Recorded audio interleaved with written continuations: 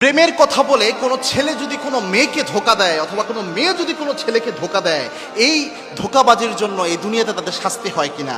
এক ভাই প্রশ্ন করলেন যে হুজুর, এই যে প্রেমের কথা বলে, প্রেমের নাম বলে এই যে ধোকাবাজি করে ছেকা দেয় একজন আরেকজনকে, এই প্রেম করে ছেকা দিলে এটার শাস্তি কি? এটার একটা জবাব আমি এক জায়গায় দিয়েছিলাম, ওটা দেখলাম কয়েক লক্ষ মানুষ মোটামুটি এই জিনিসটা দেখেছে। এবং এরপরে এই কেন্দ্রিক যে কত প্রশ্ন এসেছে, যদিও জিনিসটা হারাম, দেখেন এই প্রেম হারাম, রিলেশনশিপ এটা কিন্তু সুস্পষ্টভাবে হারাম, তবুও কোনো ব্যক্তি যদি এমন করে প্রেমের কথা বললো যে তোমাকে আমি বিয়ে করব, বিয়ের আশ্বাস দিল, এরপরে কোনো নারীর সতীত্বকে নষ্ট করলো, এটা যদি করে এটার জন্য কোনো শাস্তি রয়েছে কিনা। প্রথম কথা, ইসলামের বাউন্ডারিটা এটা আল্লাহ দেখেন, আল্লাহ রাব্বুল আলামিন কোরআনে যত গুনাহের কথা বলেছেন, এই যে মদ খাওয়া, চুরি করা, এরপরে অন্য যত অপরাধ রয়েছে, কোনো অপরাধের ব্যাপারে একটা শব্দ চয়ন করেন নাই যেটা এই যে প্রেমের ব্যাপারে বলেছেন।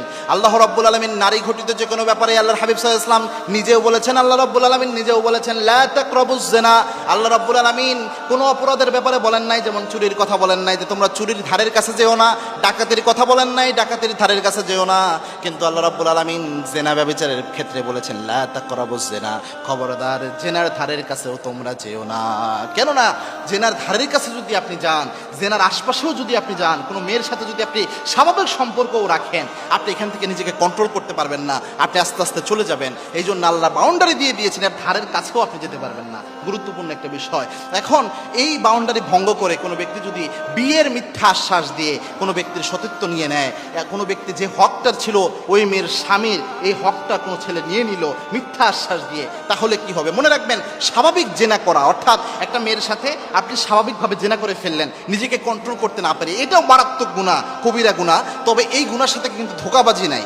একজন মেয়ের সাথে আপনি স্বাভাবিকভাবে জেনা করেছেন, অথবা কোনো ছেলের সাথে একটা মেয়ে স্বাভাবিক জেনা করেছে, এটা জেনার গুনাহ, আল্লাহ তাআলা এটা মাফ করে দিতে পারে, তবে এখানে কিন্তু ধোঁকাবাজি নাই। আর যখন কোনো ছেলে কোনো মেয়েকে এই ওয়াদা দেয় যে আমি তোমাকে বিয়ে করব, এই ওয়াদা দেওয়ার পরে যখন জেনা করে, যদিও সুস্পষ্ট চূড়ান্ত হারাম, কিন্তু এখানে যদি পরবর্তীতে বিয়ে না করে, তার সতীত্ব, মেয়ের সতীত্ব কিন্তু তার স্বামীর হক, এরপরে যখন বিয়ে করেন ওই ছেলেটা, তখন কিন্তু এখানে ধোঁকাবাজির আশ্রয় নেওয়া হয়। আর এই ধোঁকাবাজির জন্য আল্লাহ কিন্তু পানিশমেন্ট অবশ্যই দিবেন, কেননা ধোঁকাবাজরা কখনো নবীর উম্মত হতে পারে না।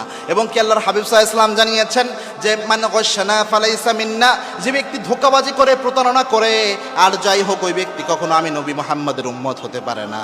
এই জন্য আর যাই করেন কখনো ধোঁকাবাজি করবেন না, ধোঁকাবাজি করবেন না। মনে রাখবেন, যদিও জিনিসটা হারাম, সুস্পষ্ট গুনাহের কাজ, যখন এটার সাথে আপনি আর ধোঁকাবাজি অ্যাড করেন, এটা মারাত্মক, তখন ব্যক্তির হক আপনি নষ্ট করলেন। আরেকটা বিষয় রয়েছে যে ওই ব্যক্তি, এখন মনে করেন ওই ব্যক্তিকে, ওই ব্যক্তির বিয়ে করা কেন জরুরি? একটা জিনিস রয়েছে যে পবিত্র নারী পবিত্র পুরুষের জন্য, আত-তাইয়িবিনা লিত-তাইয়্যিবা, আর যে ব্যক্তি খবিস, যে ব্যক্তি অপবিত্র, যে ব্যক্তি জেনা করে ফেলেছে, ওই ব্যক্তির জন্য, যার সাথে জেনা করেছে তার বিয়ে হবে, এটাই একটা স্বাভাবিক নিয়ম, তার সাথে তার বিয়ে করিয়ে দেওয়া, এটাই সুন্দর সিস্টেম। কেননা একজন পবিত্র নারী ছিল কেউ, তাকে ধোঁকাবাজি করে অন্য কোনো ছেলে যদি তার সতীত্ব নষ্ট করে তাকে তার সতীত্ব নিয়ে নেয়, ওই মেয়ে তো তখন স্বাভাবিকভাবে কুমারী থাকে না, সে যদি একটা ভালো ছেলের পাল্লায় পড়ে, একটা ছেলের হককে সে নষ্ট করলো।